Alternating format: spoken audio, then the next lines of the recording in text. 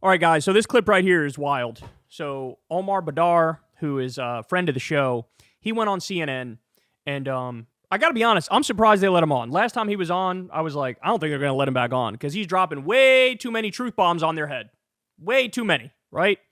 Well, he's going to talk about Trump's Gaza plan.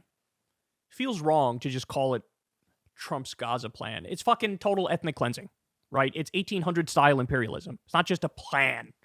Well, anyway, he goes in there and, man, he runs circles around this CNN host and just relentlessly drops truth bombs on his head. Here we go. He is a member of the National Policy Council for the Arab American Institute. Omar, thank you so much for being with us. What stood out to you from what you heard there from President Trump and King Abdullah? What really stood out is the incredible arrogance with which Donald Trump is speaking about Palestinians. He's talking about how he and a group of other people get to decide where Palestinians live, rather than actually allowing Palestinians to make that decision for themselves about whether they stay in their own land or not. And you have all this rhetoric about how he's no longer even talking about buying Gaza. He's just going to take it, and no one is going to question it. I mean, just the level to which he's detached from reality it's really hard to put into words. The entire world questions under what authority Trump is allowing himself to basically take ownership of Gaza. It's completely bonkers. And the fact that it's framed as concern for Palestinians, I think, is what's most distasteful about those comments. Because the only reason why Gaza has become unlivable is because the United States has allowed Israel to destroy Gaza in atrocities that are documented by every major human rights organization in the world, now Amnesty International and Human Rights Watch, both describing Israel's onslaught in Gaza as genocidal.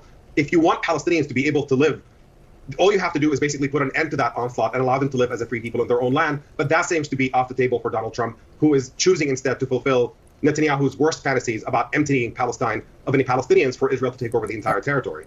I do wonder, Omar, how you would then approach the issue of Hamas, because as you know, they're threatening to delay the release of these. They're so fucking predictable. Yeah. Okay, so Palestinians are experiencing a genocide, and Trump is talking about ethnic cleansing and brazenly stealing their land and going back to 1800-style imperialism and colonialism. But what about Hamas, bro? Trump and Netanyahu both seem inclined to restart hostilities if Hamas delays that hostage release.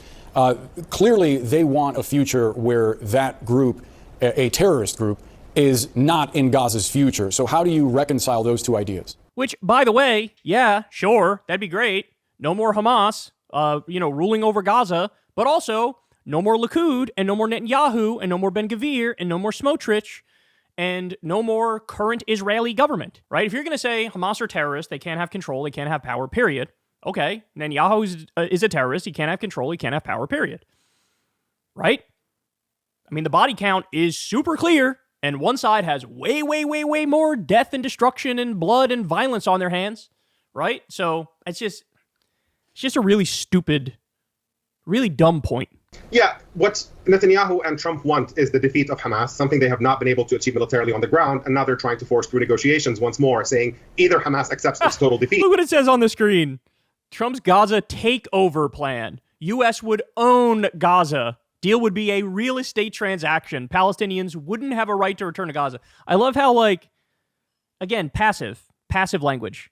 Like, if this was any other enemy country of ours, it would be like, you're advocating for 1800-style imperialism, genocide, ethnic cleansing, colonialism, illegal land theft. Like, it would be way more clear. Not we would own Gaza. Or else we're going back to the onslaught that, again, nobody says is actually targeted at Hamas. Nobody's serious, certainly. Everybody talks about this as an assault on the entire Palestinian population of Gaza and making Gaza unlivable as punishment until Hamas capitulates and buckles. And what we're seeing right now is clearly an effort by Israel, seeing that they finally have in Donald Trump an endorsement of this idea of displacing Palestinians. Israel has lost any interest in that ceasefire, and they're looking for an excuse and a reason for it to fall apart, which is why we've seen dozens of Palestinians get killed throughout the so-called ceasefire, why we're seeing Israel drag its feet on moving to the next phase of negotiations that could turn that ceasefire into a permanent ceasefire. All of that is deliberately designed to force Hamas's hand to basically make it so that Hamas cannot comply without seemingly completely giving in to Israel's wishes in violation of those terms. And that does mean that we're effectively imminently going back to hostilities that are aiming to displace Hamas from the picture entirely.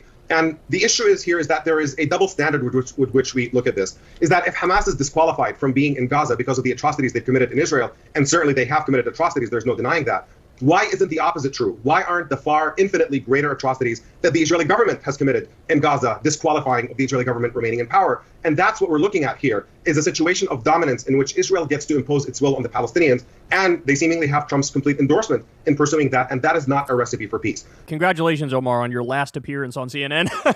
They're definitely not letting him back after this. Actually looking for a way in which we resolve this crisis, we have to start recognizing that Palestinians are equal human beings who are deserving of the same dignity and freedom that Israelis enjoy. And that requires a fundamentally different approach from the United States towards this entire issue, in which we do start demanding that Israel abide by international law and recognize Palestinians as people who deserve to be free in their own land.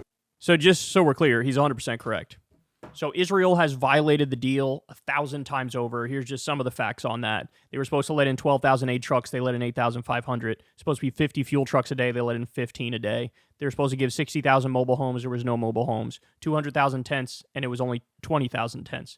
So they have all these violations.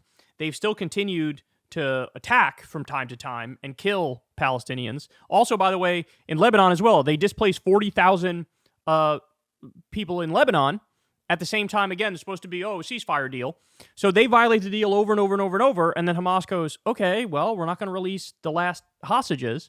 Then like, oh, how dare you? You violated the ceasefire. It's just a tale as old as time. Noam Chomsky talked about this 2 decades ago. He was like, this is what Israel does. They'll violate the deal all the time, and then when the exact same energy is given back to them by the Palestinians, it's, oh, how could you? Now we need to kill more of you. That's what it is, right? That's what it is. So shout out to Omar for going on CNN, dropping some truth on their head. But as I said, it'll be his last time on there. Look, the facts are very clear. It's sort of very black and white. Who's at fault? Why we are where we are?